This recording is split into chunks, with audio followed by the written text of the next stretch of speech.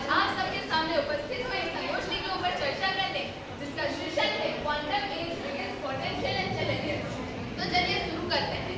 Quantum सब सुनते ही लोगों को लगता है कि कोई भारी भरकम समझ में आने वाली साइंस की चीज है, लेकिन अगर इसे आम भाषा में समझे ये बहुत ही सिंपल है।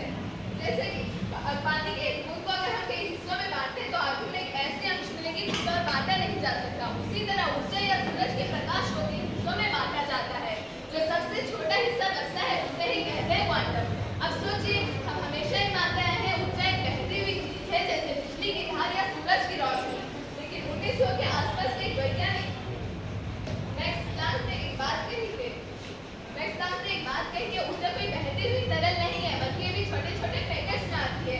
और इसी पैकेट्स को उन्होंने क्वांटम कहा, जिसको हम तोड़ नहीं सकते, और हर डब्बे में इसकी मात्रा निश्चित होती है। प्लांक की इस सोच को अल्बर्ट आइंस्टाइन ने आगे बढ़ाया।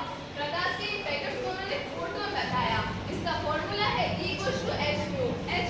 H यानी प्लांक्स कांस्टेंट, μ यानी आवृत्ति। अब चलते हैं क्वांटम के कुछ कॉन्सेप्ट्स की ओर। Concept number 1, dual nature. Universe में सब कुछ की दोहरी पहचान है, कण और तरंग यानी particle and wave.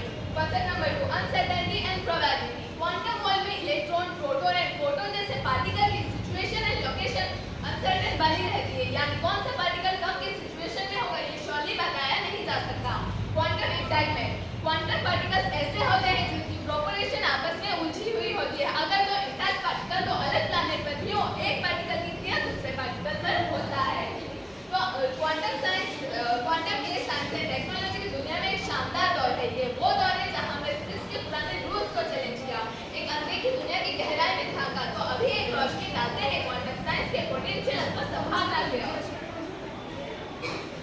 Classical computing versus quantum computing. ऐसा कंप्यूटर सुना है जो एक ही समय पर दोनों जगहों में हो सकती है। साधारण कंप्यूटर 0 और 1 बिट्स का उपयोग करते हैं, जबकि क्वांटम कंप्यूटर q बिट्स का उपयोग करते हैं जो एक ही समय पर 0 और 1 हो सकते हैं।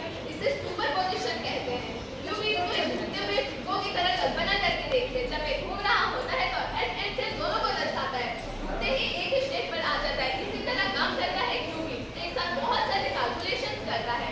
ये पैरेलल कैलकुलेशन भी कर सकता है। इसकी उपयोगिता है ड्रग डिस्कवरी या दवा की खोज। Quantum computer complex molecule and chemical reaction के व्यवहार को सिमुलेट करके अधिक और नई और अधिक प्रभावशाली दवाओं को विकसित की जा सकती है। फाइनेंशियल मॉडलिंग या वित्तीय उद्योग।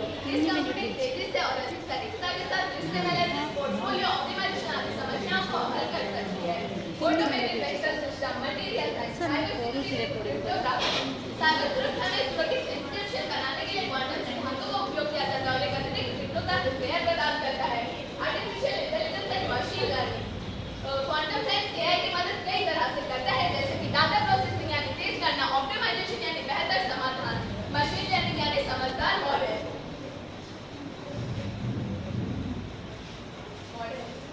क्वांटम कंप्यूटिंग का पूरा लाभ उठाने से पहले कुछ बड़े चैलेंज से भी गुजरना होगा, जैसे कि क्यूबिट्स की नाजुकता। इन्हें क्वांटम स्टेट्स बनाए रखने के लिए कॉम्प्लेक्स कूलिंग सिस्टम और सेंसिटिव एनवायरनमेंट की जरूरत होती है। थोड़ी सी भी गड़बड़ से रिकॉर्डेड और बड़े-बड़े इरर उत्पन्न हो सकते हैं। Error correction. क्लासिकल कंप्यूटर में इरर करेक्शन मुश्किल है, लेकिन क्वांटम कंप्यूटर में यह और भी मुश्किल है, जैसे कि bit flips, back flips etcetera. Experts की कमी also highly expensive inability. The next point is quantum decoherence. ये वो प्रक्रिया है जिसमें क्वांटम प्रणाली अपने वातावरण के संपर्क में आने से अपने क्वांटम विश्लेषण खो देती है और क्लासिकल व्यवहार करने लगती है। Difficulty in algorithm and